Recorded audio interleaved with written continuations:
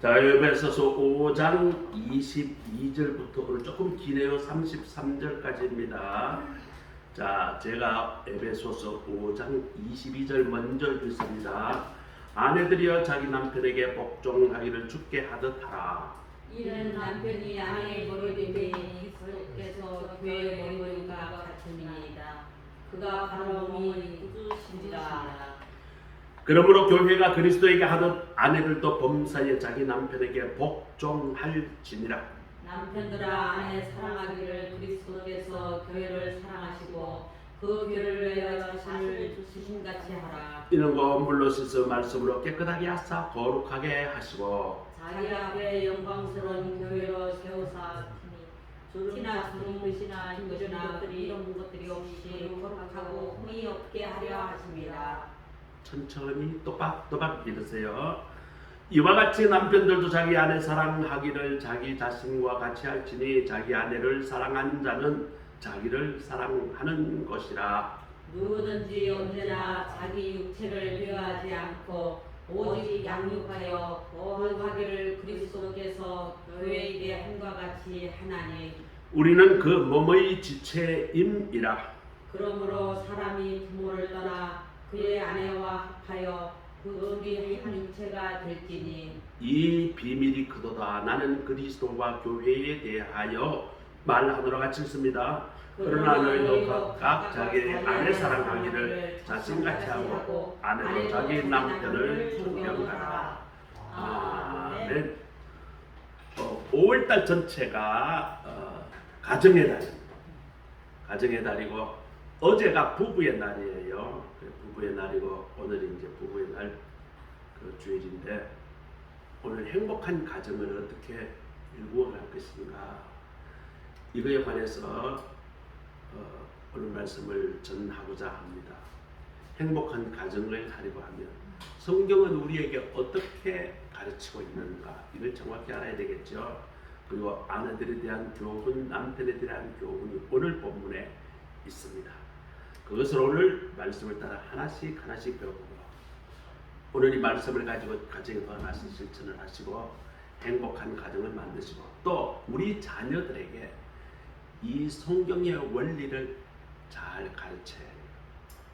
지금 세상은 성경의 가치가 아닌 세상의 가치로 가정에 대한 것을 교육을 하고 부부에 관한 것을 교육을 합니다. 참 보면 성경의 가치하고 전혀 맞지 않는 것을 지금 학교에서 가르치고 있어요. 매우 안타까운 일입니다. 여러분의 가정은 천국입니까? 아니면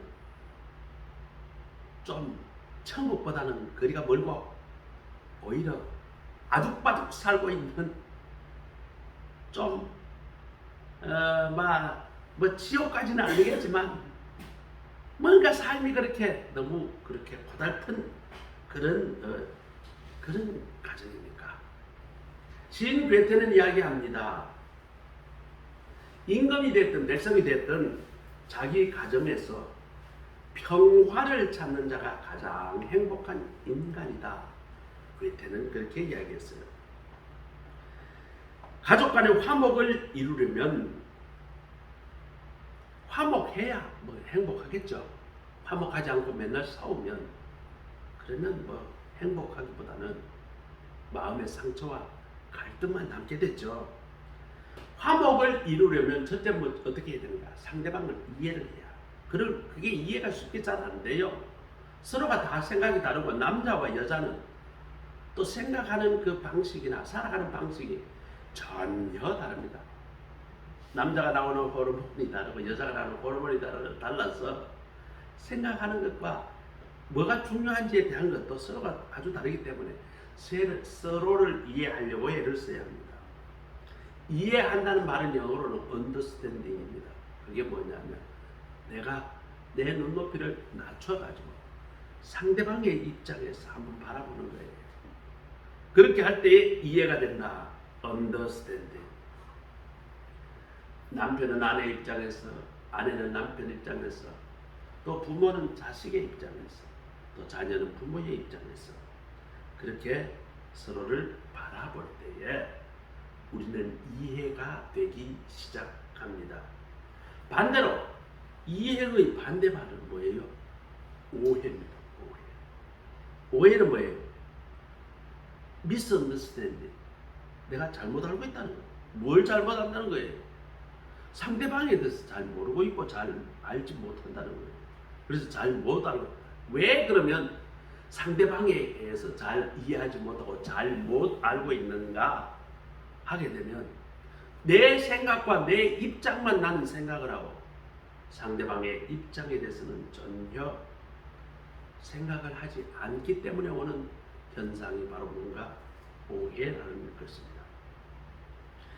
그런데 이해를 하려면 서로 상대방에 대해서 상대방의 입장에 대해서 내가 낮춰져야 해요. 그때 겸손한 자세가 필요합니다. 그리고 상대방을 세워주려고 하는, 섬기려고 하는 그런 마음을 가질 때에 이해가 시작이 되는 것입니다. 그렇지 않으면 내가 내 입장에서 바라보면 상대방이 어떤 때는 한심할 때가 참 많아요. 아내가 남편 볼 때 아이고 저래가 저 뭐하겠냐 이런 생각이 남편이 아내 바라볼 때 아이고 저래가지고 어디 내 없으면 세상에 나 밥이나 얻어먹고 살겠나 이런 생각이 들어요. 부모가 자식들 보면 아이고 저놈 저래가지고 어떻게 세상 제대로 살아가겠나 그런 생각이 자꾸 드는 거예요. 그래서 내가 겸손한 자세로 낮추고 또 섬기는 마음으로 내가 낮춰서 바라볼 때에 상대방이 이해되기 시작합니다. 가정사역을 하시는 이희범 목사님이라는 사람이 계십니다. 그 목사님은 이렇게 이야기합니다. 남자와 여자는 근본적으로 다르다는 거예요. 남자는 자존심을 이게 꺾이면 못 산다는 거예요. 그래서 때로는 그 자존심을 세우기 위하여 말도 안 되는 고집을 피기도 하고 고개 끄덕끄덕 하는 거 보니까 동의가 된다는 말이니까 여자는 말이죠. 자기 속에 있는 걸 말을 일을 풀어내면서 그렇게 해야 살맛이 난다는 거예요. 여자 입을 시금다마 하고 입을 막아버리면 여자는 살맛이 없는 거예요. 그래서 남자하고 여자하고 평균 사용하는 단어의 그 종류의 수가 여자가 평균적으로 남자보다 2배 이상 많다. 다 사용되는 단어만 해도 2배가 많은데 사용하는 말의 시간을 따지면 제가 보기에는 5배는 많은 것 같아요. 우리 집 사람하고 자고 이야기해보면 저는 거의 하루 종일 가만 거의 많이 듣고 있는 시간이 많아요. 우리 집 사람은 뭐 쫑알쫑알 내가 한참 듣다 보면 별로 뭐 들어도 뭐 그렇게 쓸데있는 이야기가 별로 없어요. 뭐 부지런고 그런 이야기 들었는데 내가 그래서 너 입 안 아프나? 한 번씩 그렇게 이야기해요. 그러면 뭐 썩해 있다가 한 10분, 20분 지나고 또 말하기 시작합니다. 좀 하자마자 여보 저 최시원이 있잖아. 최시원이. 야, 그 청년들 반듯하더라. 그러고 최시원이 이야기하면 1시간쯤 이야기합니다. 나는 최시원이라는 가수가 지금 이제 뭐 30몇 살이라고 된다고 너무 괜찮아. 네, 괜찮은데 이제 그 가수가 있다. 요번에 텔레비를 보고 예술을 잘 믿는구나.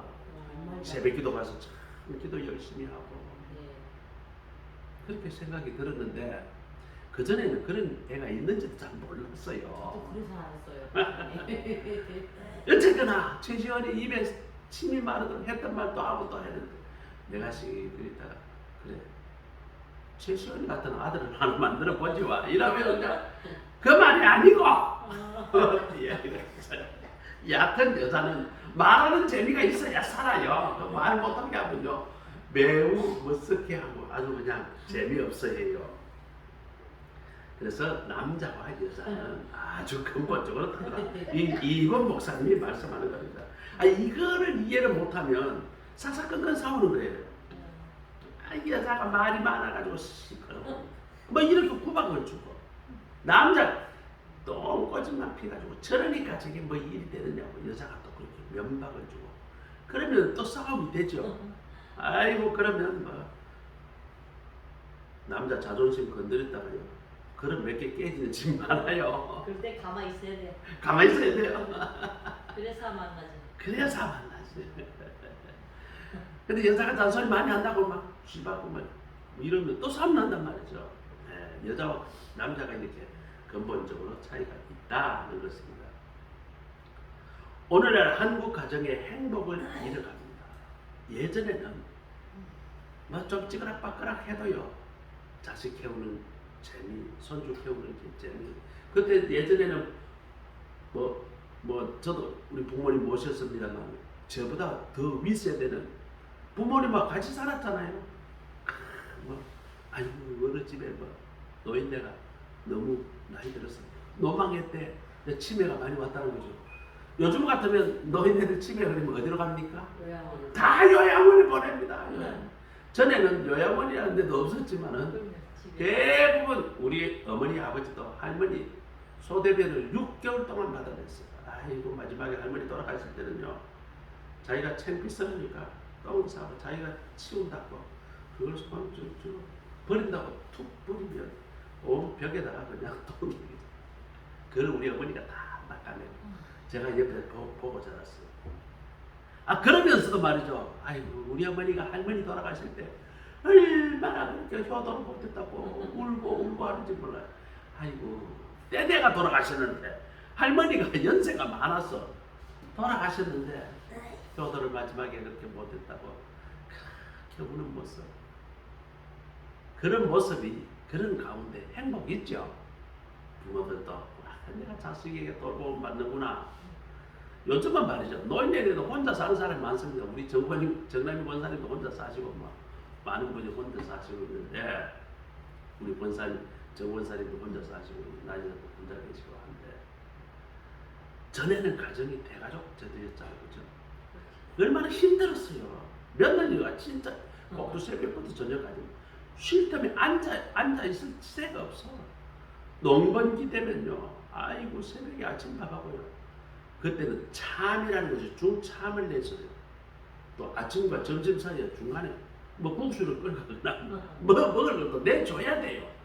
그러니까 밥하고 설거지 끝나자 중참 준비해가지고 이거 그때 지금 차가 있나 그냥 경운기가 있나 쫄래 이거 가서 중참 먹이고 갖고 오면 또 설거지 해가지고 바로 또 점심을 준비해가지고 점심 먹고 나면 끝이 나나 빨래하고 또 오후 중참을 또 준비해 가야 돼. 야, 정말 그렇게 힘들게 일하면서도 아이고 자식들 크는 재미, 또 자식들 시집 장가 보내는 재미, 손자 소년 나는 재미.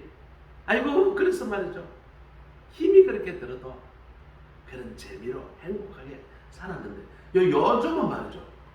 가정에서 행복보다는 외롭다.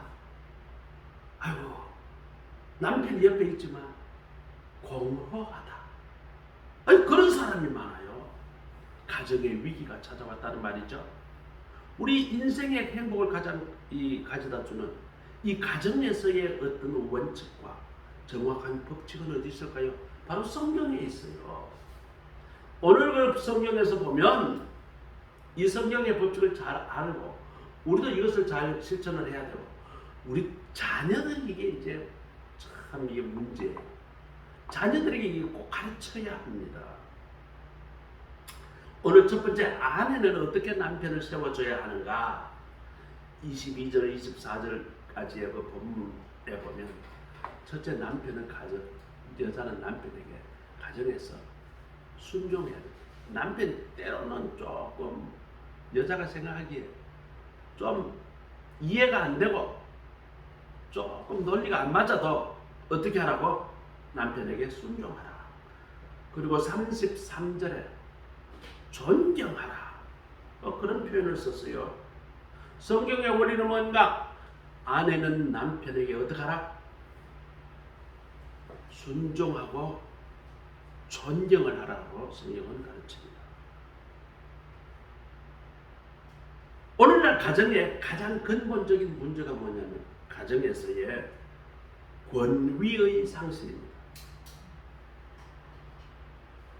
한 20, 30년 전부터 과도한 여성 운동이 일어났습니다. 여자가 그동안 남자에게 너무 찌그러져 눌려 살았다. 그러니 여성 상위 시대가 되어야 된다. 그러니까 성경에는 보면 여자가 원래 남자를 다스리게끔 하나님 만들었다. 이런 여성 상위에 주장하는 그런 주장들이 많이 나왔어요. 여건이 많이 신장되었습니다. 남자들이 요즘 불만이 많죠. 왜? 남자는 3년 동안, 2년, 요즘은 2년이죠. 군대 생활을 해야 되는데 2년 동안 사회생활 젊은이에게 그 군대 생활을 인정을 안 해주고 똑같이 경쟁을 해요. 여자는 대학에 나오면 바로 취업을 할 수 있는데 남자는 또 2년 군대 생활을 갔다 오면 다 까먹었단 말이죠. 그래서 같이 입사 시험을 치면 남자가 절대로 불리한데 이것도 가고 싶어 갔나? 국가에서 오락해서 갔는데 2년 동안 군대 생활하고 오니까 다 까먹었는데 여자하고 똑같이 시험 치라니까 어떻게 우리 그래서 점수를 좀 올려주시오. 이게 이제 군대 가산점입니다. 근데 가산점을 주면 여자들이 더 반대합니다. 아니 똑같이 배워놓고 뭘 가산점을 주느냐. 그거 주면 반대한다. 그러니까 가산점을 주는 데가 있고 안 주는 데가 있어요. 어쨌거나 그것들이 무엇을 상징하는가? 여자의 권리가 신장이 되었다는 거죠. 그런데 이것이 어느 적정선까지 올라야 되는데 이것이 지나치게 되면 남자와 여자가 완전히 평등하다고 주장을 하게 됩니다. 그렇게 되면 어떻게 되는가? 가정에서 머리가 둘이야. 아내도 버리고 남편도 버리고 이 서로가 말이죠. 양보가 없어요. 그러면 어떻게 되는 거예요? 가정에서 질서가 없어. 아버지 명령이 다르고 엄마의 명령이 다르고 아내의 어떤 원칙이 다르고 남편의 원칙이 다르면 가정의 규율과 질서가 스스로 무너져 버립니다. 그래서 말이죠. 아이들이 말이죠. 아버지 있으면 아버지 눈치를 봐요. 엄마가 목소리 깨끗하면 엄마 눈치를 봐요. 그럼 애는 어떻게 해야 돼요? 아버지도 못 따라가고 엄마도 못 따라가. 요즘 그런 가정이 숱하 있어요. 그리고 요즘은 어떤 때는요. 어떤 집에는 아버지의 명령보다도 누가 결정해? 엄마가 다 지고 흔든다는 거예요. 그러기 때문에 아버지는 뭐예요? 그런 말이 있어요. 집에 강아지를 키우면요. 제일 그 집에 권력이 제일 센 사람이 누구냐? 첫째, 아내가, 어머니가 그 집안에 제일 힘이 있어요. 아내가 말하면 막 모든 게 남편 이야기는 아무 소용없어. 그럼 아내가 그것 쓸데없는 소리 하지 말라고 뒤집어 버리면 아내가 가는 대로 따라가는 거예요. 두 번째, 아내의 결정보다 누구의 원대로 되느냐? 자식들이 원하는 대로 돼. 자식들이 원하는 대로. 이제 아내가 이제 결정하다가 그래 가족들이 이야기해봐라. 그러면 그 다음 쪽으로 이 중요하게 생각하는 의견이 누구냐? 자녀의 의견이 중요하다는 거예요. 그 다음 세 번째는 집에 키우는 강아지가 더 소중하다는 거예요. 남편의 의견은 맨 마지막에 거의 대부분 묵살이 되는 가정이 많다는 거예요. 이게 무엇인가? 남편의 권위의 상실이라는 것입니다. 그래서 아내가 대등한 위치에 자기를 내세워놓고 아이들 마음속에는 아버지의 권위와 아버지의 영향력을 상실해버린 그 모습을 바라봅니다. 그러면 아이들은 가정의 질서는 누가 잡는다? 엄마가 잡는다고 생각합니다. 자, 그렇게 되면 어떻게 되는가? 아버지의 권위는 완전히 무너져 버립니다. 그러면 성경에서 이야기한 가정의 머리는 누구다? 아버지가 되어야 된다 하는 이게 무너져 버립니다. 성경이 이야기하는 가정이 그 질서가 무너지는 것이죠. 그리고 창세기 3장 16절에 보면 하나님은 이렇게 가정을 세우시면서 말씀합니다. 남편이 아내를 다스리게 될 것이다 라고 이야기를 하십니다. 이것이 성경이 이야기하는 대원칙입니다. 남편이 아내를 다스리게 될 것이다. 오늘 본문에도 보면 아내들이여 자기 남편에게 복종하기를 주님께 하듯 하라. 그렇게 원칙을 가르쳐주고 23절에 보면 이는 남편이 뭐됐나? 아내의 머리됨과 같이 그것이 얼마나 그렇게 단단하게 그렇게 결정되느냐. 예수 그리스도께서 교회의 머리 되심과 같이 그렇게 하라는 거예요. 이것이 성경이 가르치는 원칙입니다. 어느 가정이나 사회나 직장이나 국가나 모든 것이 뭐예요? 질서가 바로 잡혀야 합니다. 명령이 제대로 써야 합니다. 그래야 이게 돼요. 군대도 말이죠.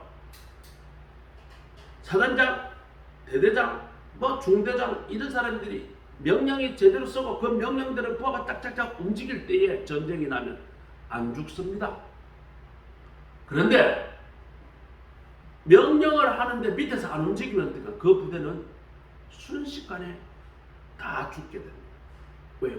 병사들이 어떻게 해야 될지 모르니까. 지금 러시아 군대가 말이죠. 우크라이나에 쳐들어갔어요. 우크라이나는 군대가요 10만 명도 안 됐어요. 우크라이나는 전 백성이 해봐야 뭐 우리나라 인구보다 조금 적어요. 그리고 군대는 거기는 평소에 전쟁을 안 했으니까 얼마 8만인가 밖에 안 됐어요. 근데 러시아는 군대가요 23만 명. 23만이 쳐들어갔어요. 엄청난 군대가 쳐들어갔는데 이게 말이죠. 10만 명도 안 되는 8만 명도 안 되는 우크라이나 군대에 지금 말이죠. 러시아 군대가 거의 다 지금 폭격을 맞고 부대가 말이죠. 전투력을 잃어버렸어요. 왜 그럴까요? 러시아 군대는 지금 생각보다도 이 군대 명령이 서질 않아요. 그러다 보니까 지금 러시아 군대가 지금 쫓기고 있어요. 숫자도 많고 무기가 어마어마하게 러시아가 많은데도 전쟁에서 우크라이나가 지금 역공격을 하고 있는 그런 상황입니다. 어느 가정이나 마찬가지예요. 이 질서가 무너지면 그 가정은 불행한 결과를 낳습니다. 질서가 왜 없어지는가? 가장의 권위가 무너질 때 질서가 무너지는 것입니다.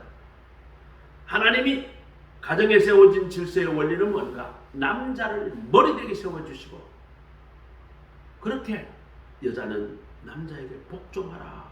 오늘 그렇게 가르치고 있거든요. 이게 무너지면 어떻게 하는가? 그 가정은 불행해진다는 거예요. 자, 현명한 여인은 남자는 권위를 세워줍니다. 좀 부족해도 권위를 세워줍니다. 그리고 자존감을 높여주고 자존심을 세워줘요. 우리 옛날 동료 이런 게 있어요. 고구려 동화입니다. 저 만주 쪽에 있었던 그 평강공주라는 사람이 있어요. 고구려의 공주의 평강공주. 이 공주가 됐으니 그 교육을 얼마나 받았겠어요, 그죠? 똑똑하기는 얼마나 똑똑한지 몰라요. 또 예쁘기는 평강공주가 너무 예뻤어요. 그런데 평강공주를 사랑하는 사람이 약간 어리숙한 총각이 하나 있어요. 너벅머리 총각이 있어요. 그래서 말이죠. 그 사람 이름이 바보 온달이라 그러죠. 아이고 사람들이 다 놀립니다. 온달이 보고. 응? 온달이가 너무 착해요 사람이. 그러니까 애들이 놀려도 그러고 웃고만 웃고만 그렇게 하는 사람들이 전부 다 바보 온달 이렇게 불렀어요. 근데 평강공주가 너무 똑똑하고 자기 마음대로 안 하면 좀 울었던 모양이에요. 그랬더니 아버지가 놀립니다. 니 그래 자꾸 울면 이 나중에 바보 온달인데 시집 보낸대. 그렇게 얘기했어요. 그런데 진짜 그 말이 평강공주의 마음속에 새겨졌던 거예요. 바보 온달이 내 신랑이구나. 그래 두 사람이 어떻게 돼가지고 자기는 시집을 바보 온달한테 가겠다고 고집을 피니까 바보 온달하고 결혼을 시켰어요. 이게 뭐 서로한테 이야기인지 사실인지는 모르겠지만 그런 이야기가 있어요. 평강공주가 이 결혼이라고 딱 해보니까 남자가 진짜 너무 착해 순둥이야. 뭐 배운 게 아무것도 없어. 시골에 가난한 산골에 그렇게 살았으니 뭘 배웠겠어요. 그런데요 평강공주가 말이죠. 그 바보 같은 사람 자기 남편이니까 높이 세우고 존경하고 자기가 배웠던 거를 남편에게 하나씩 가르쳐줘요. 그런데 나중에 이 온달이가 말이죠. 그 지식을 배우고 뭐가 됐냐면 장군이 됐어. 그래서 온달 장군이라는 게 지금 철원 지역에 가면 온달 장군에 대한 그 옛날에 전쟁에서 이긴 기념 그 탑이 많아요. 이 온달이 저기 만주에서 지금 그 장가를 갔는데 전쟁하러 어디까지 왔다? 우리나라 저기 저 남쪽에까지 내려오고 천안 지방에 저쪽에 가면 온달 비가 있다고. 거기서 전쟁에서 이겼다. 온달 장군에. 그러니까 그 사람이 만주에서 여기까지 말 타고 내려가 군대 데리고 와서 전쟁을 했으니까 얼마나 큰 역할을 했겠어요. 뭐 여기만 왔겠어요. 다시 말하면 그 바보 온달을 장군 온달로 만든 사람 누구예요? 자기 부인이지. 평강공주지. 아이고 아내는 이렇게 남편에게 말이죠. 아이고 당신 그래도 최고야. 난 당신 너무 사랑해요. 그리고 너무 존경해요. 이런 말을 들으면 남자는 말이죠. 뭐 내가 뭐 세상에 최고일 리가 있겠나. 그러나 부인이 말이죠. 그렇게 최고를 해주면 기분이 좋습니다. 그리고 나가서 열심히 일하고 누가 뭐라 그래도 말이죠. 자신감 있게 그렇게 세상을 살아가게 되는 거예요. 그렇기 때문에 이 남편을 이렇게 존중해주고 자존감이 높아지도록 아내가 그렇게 섬겨줘야 해요. 근데 이런 말도 할 수 있어요.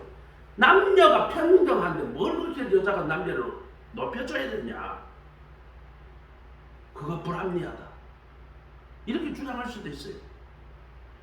그런데 아내가 남편을 이렇게 존경하고 높여줘야 될 이유가 뭘까요? 이거는 하나님께서 우리에게 주신 창조 질서예요. 하나님이 주신 우리에게 법칙이라는 것이죠. 하나님이 남편을 아내에 뭐로 세워주셨다? 머리로 세워주신 것이 하나님의 창조 원리이기 때문에 그래요. 아니면 남편이 진짜 똑똑해서 그러나 어떤 집에는 여자가 사실 더 똑똑해요. 진짜 똑순이 집안이 있어요. 여자가 똑부러지고 계산도 빠르고요. 아주 눈치도 빠르고. 그런데 거기에 비하면 남자가 좀 한 박자가 좀 늦어. 웃는 거 보니까 그 집이 그런가? 아니. 여하튼 그럼에도 불구하고 남자가 잘나서 그런 게 아니라 똑똑해서 그런 게 아니라 하나님께서 그런 원리를 법칙을 우리에게 주셨기 때문에 우리는 그 말씀에 순종해서 남편의 권위가 세워지도록 그리고 남편이 자존감이 세워지도록 그렇게 할 때에 그 가정은 참된 행복이 있는 것입니다. 탈무드에 이런 말이 나옵니다. 딸아, 만일 네가 남편을 왕처럼 그렇게 존경하고 세운다면 너 남편은 너를 여왕처럼 대우해 줄 것이고 만일 네가 자존심을 내세워서 남편에게 섬기기를 싫어한다면 네 남편은 너를 힘으로 하늘같이 부를 것이다. 만일 남편이 외출을 할 때에 목욕도 하게 하고 몸에 치장을 잘 하여 옷을 잘 입히고 그렇게 해서 내보내고 또 남편의 친구가 집에 놀러 올 때에 그 친구를 극진히 대접을 하면 남편은 너를 극진히 사랑해 줄 것이야. 언제나 가정에 마음을 쓰고 그의 소지품을 귀중히 여겨라. 남편은 기꺼이 너 머리에 훌륭한 관을 씌워줄 것이다. 이것이 탈무드에 나오는 글이에요. 대부분의 불량 청소년, 비행 청소년들은 결손 가정이나 부부간에 아주 극한 갈등이 있는 가정에서 또 자녀를 학대하는 가정에서 그렇게 비행 청소년들이 성장하게 됩니다. 이런 아이들은요, 자기 엄마 아버지 존경 안 합니다. 존경은커녕 엄마 아버지가 아주 그냥 쓰레기처럼 생각합니다. 그런 사람은요, 세상에 누구도 존경하지 않아요. 마음에 상처가 너무 많아서. 어리석은 어머니는 아이들 앞에 말이죠, 자기 아버지 욕을 해요. 그런 사람 많이 봤어요. 내가 자기 남편 앞에서 그렇게 하면 쥐 바뀌니까 남편 앞에서 대놓고 못하고 아이고 너가 아버지 이렇대 저렇대 아버지 욕을 자녀들에게 해요. 그러면 어떻게 될까요? 아이들이 아버지에 대한 존경심이 없어집니다. 아버지가 권위가 없어져요. 그렇게 되면 어떻게 될까요? 자녀들이 아버지를 개무시합니다. 왜? 아버지는 주역은 인간 쓰레기거든. 엄마 말 들고. 너가 아버지 바람 피가지고 어떠고 저떠고. 너가 아버지가 뭐 노름해가지고 어떠고 저떠고. 아버지의 흠이 있는 것 없는 걸 자꾸 이야기하면 자녀들이 어떤 생각이 들까요? 우리 아버지는 인간 쓰레기다. 이런 생각을 갖게 돼요. 그렇게 되면 아버지의 말이 권위가 있겠어요? 자녀들이 뭐라 그러면 속으로는 니나 똑바로 하세요. 이런 마음을 갖는 거예요. 그러니 가정에서 무슨 권위가 쏘고 무슨 질서가 잡히겠어요? 우리는 알아야 합니다. 어머니는 자식들 앞에 절대로 아버지를 폄하하거나 비난하거나 무시하면 안 돼요. 그러면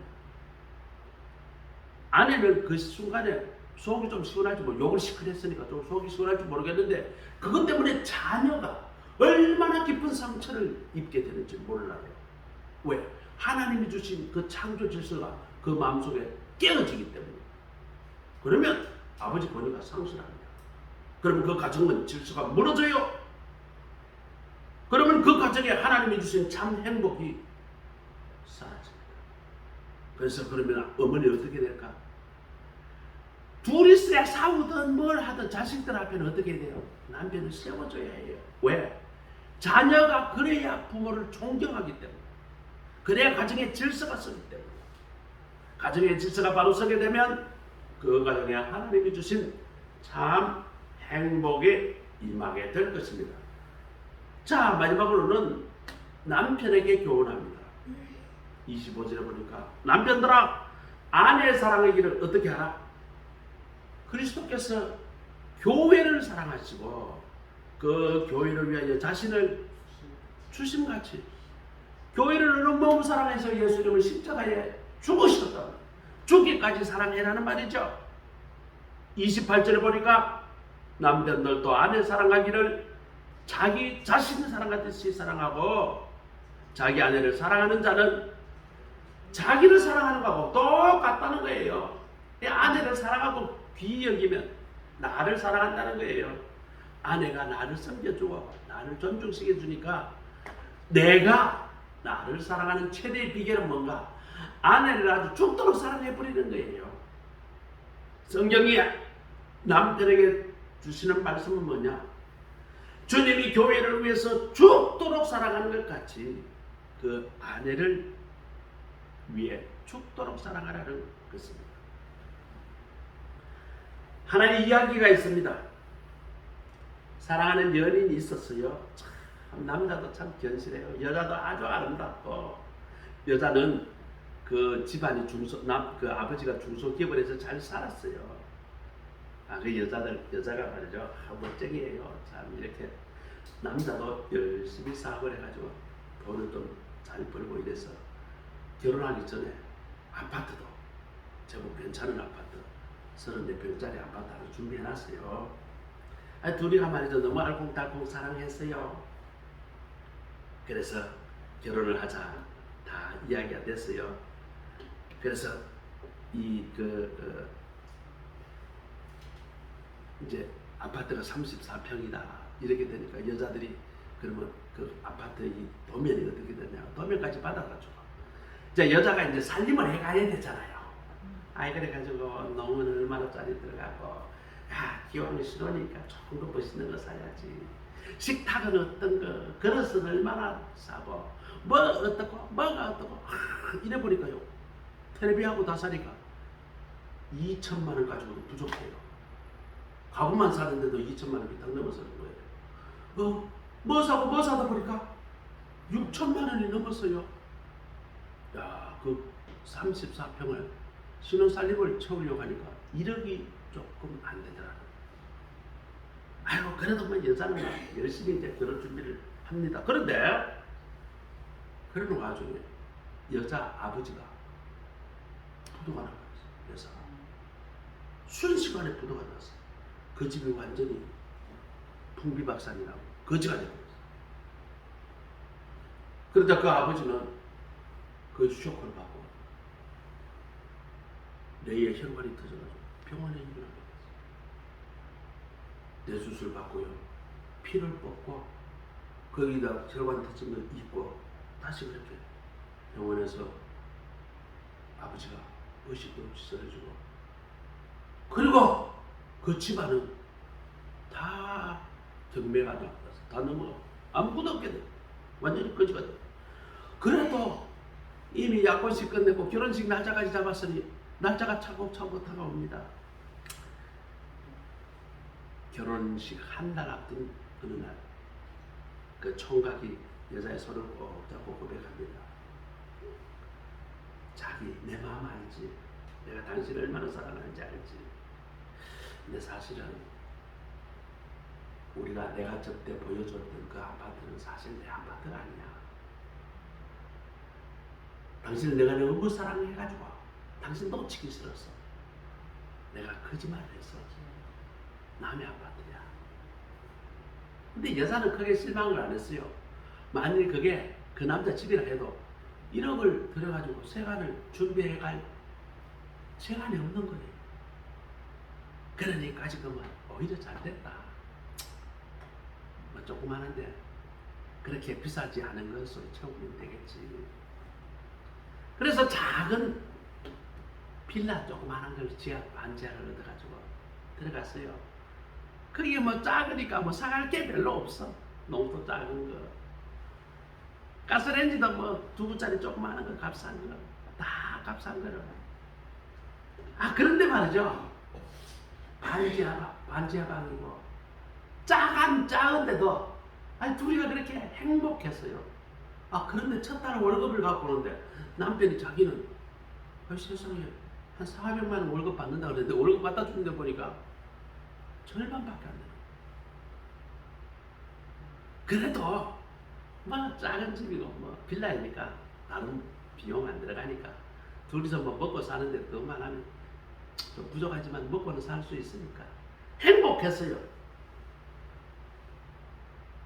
그래가지고 한 7, 8개월 지났는데 그 여자의 아버지가 이제 병에서 회복이 돼가지고 걷기도 하고 움직이기도 하고 건강해져 이렇게 하다가 회복이 됐어요. 이제 회복이 됐으니까 그 여자의 아버지, 친정 아버지가 다시 사업을 시작을 합니다. 부도 나는 거 수습하고 또 사람들에게 채권에 대해서 또 내가 벌어서 갚을 테니까 좀 도와달라고 해가지고 그래서 다시 사업을 시작하는데 조금씩 사업이 다시 일어나요. 완전히 거지처럼 된 집안이 이제 다시 일어나는 거예요. 그러다 보니까 이제 뭐 예전만큼 부자는 아니지만 그래도 먹고 살 만큼 됐어요. 그렇게 되니까 이 여자가 말이죠. 마음이 달라져요. 친정이 그렇게 어려웠을 때는 이 남자하고 사는 게 너무 행복했어요. 작은 월급도 매우 고마워했어요. 작은 집도 너무 감사했어요. 그래서 매일 남편 여보 사랑해 하고 나갈 때마다 키스를 쭉 해주고 그렇게 알콩달콩 살았는데 친정집이 다시 정상적으로 회복되니까 나는 왜 이렇게 삶이 비참하나, 어쩌다가 이렇게 거지 같은 남편 만나가지고 이렇게 무능한 남편을 내가 같이 살아야 하나. 전에는 그렇게 사랑스럽던 남편이 이제 미워지기 시작합니다. 참을 수가 없어요. 점점 더 미워지기 시작하는 거예요. 어느 날 이 여자는 도저히 못 참겠다. 이 남자하고 이혼을 해야 되겠다. 결심을 했습니다. 친정집에 찾아갑니다. 어머니에게 이제 위주할 고주할 이야기합니다. 엄마, 내 도저히 이제 김서방하고 못 살겠어. 너무 가난해. 말하던 거하고 다 틀려. 완전 사기 결혼한 것 같아. 그동안 있었던 이야기를 그 딸이 엄마에게 쭉 하는데 친정 어머니가 눈물을 그렇게 흘립니다. 말하는 딸도 이제 이혼을 해야 된다 생각하니까 눈물을 그거 듣는 엄마도 눈물 흘리고 펑펑 둘이서 끌어안고 웃습니다. 이야기를 다 듣고 난 친정 어머니가 딸의 눈물을 닦아줍니다.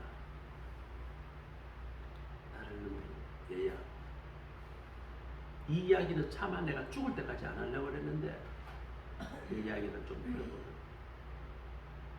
사실은 김서방이 절대로 죽을 때까지 말하지 말라고 그랬는데, 그러면서 딸에게 그동안 숨겨놓았던 비밀 이야기를 하는 거예요.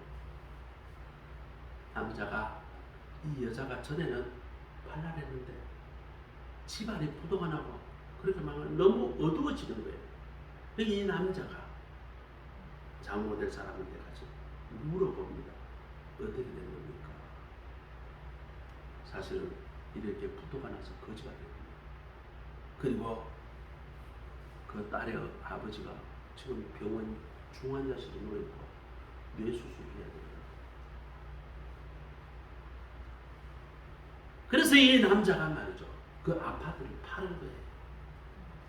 팔아가지고 우선은 부도 나가지고 아무 길거리 나앉게 된 그 집에다가 작은 그 집을 먹고 살 수 있도록 우선 얻어다 주고, 나머지 돈으로 가지고 그 장인어른 될 사람 뇌수술비고 다달이 병원비를 자기 월급에서 그걸 대준 거예요.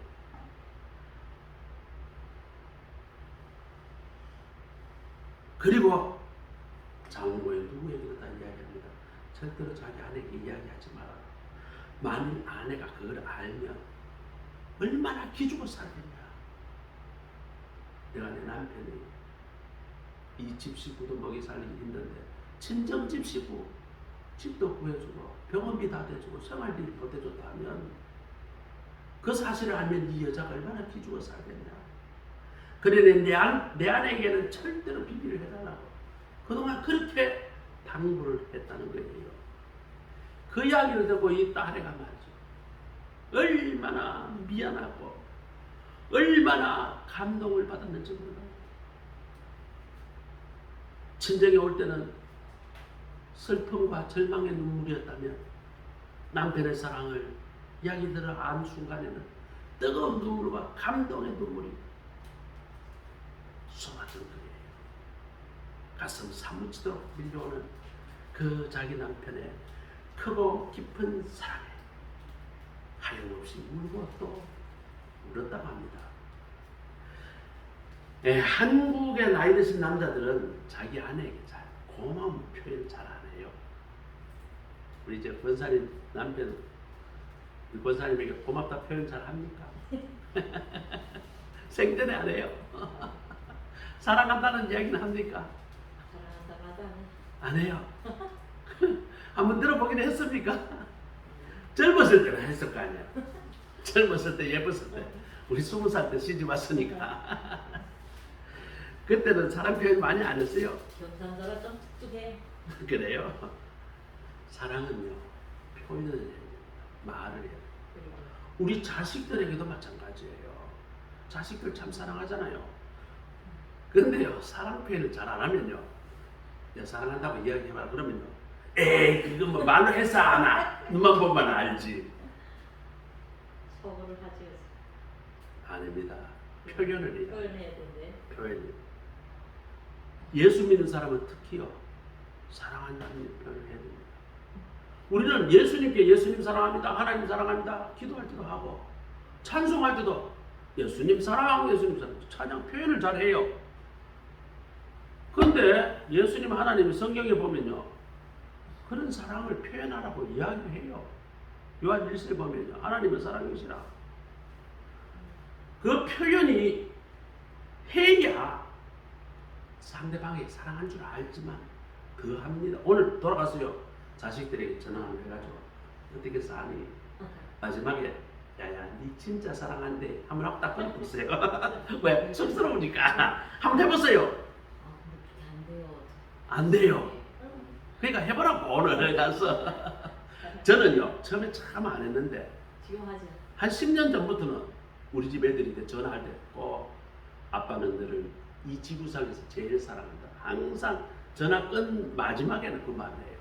10년 됐어요. 목사님 하실 것 같아. 장미 한 송이 지나가다가 한 끌 끊어가지고 당신 사랑해. 그러면요 많은 사람들이 기분 좋아요.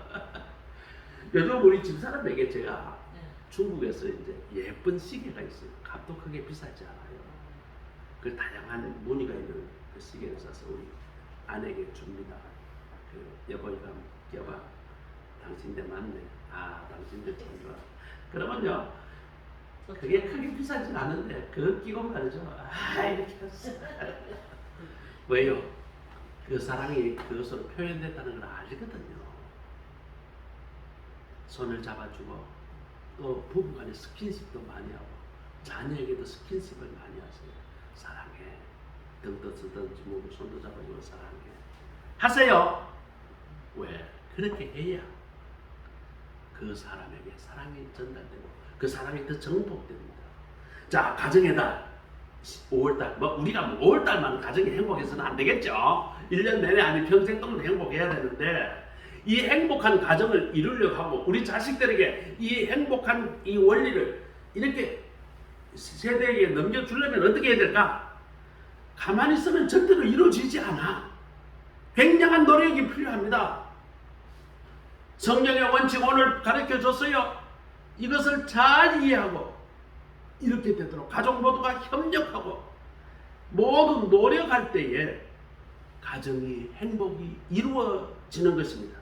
네. 우리 모두의 가정이 이 원리대로 충실하게 그렇게 함으로 어떻게 하는 가정? 행복한 가정. 어떻게 하는 가정? 힘차게 살아가는 거지. 행복할 때는 말이죠. 가정이 활기찹니다. 네. 네. 그런데 말이죠. 행복하지 못한 가정 가면 완전 철까지. 배워서 써먹어야지 뭐로 갔어요. 그래요. 아이고 그래요. 오늘 우리 어른들, 우리 자녀들 행복한 가정이 되도록 오늘 배운 말씀 잘해서 우리 자녀들에게 가르쳐. 우리는 딸이 내한테 사랑해요, 잘해요, 저는. 그래요. 똥 하려고. 예. 자, 우리 모두 가정이 지금부터 뭐 지금까지도 행복했지만 더 행복하고 앞으로 한 달 후에는 더 행복하고 네. 돌아가실 때까지 이 지구상에서 가장 행복한 가정의 주인공이 다 되시고 그런 가정이 또 봄이 되면요. 아이고 나 집사 가정이 진짜 행복하네. 예수를 잘 믿으니까 너무 행복해. 이러면요. 복음이 전파돼요. 나도 저렇게 살아봐야지. 옆집에는 돈은 좀 있는 것 같은데 맨날 전쟁이야. 그런데 예수 믿는 집은 좀 가난한 것 같은데 그렇게 행복하면 어떻게 돼요?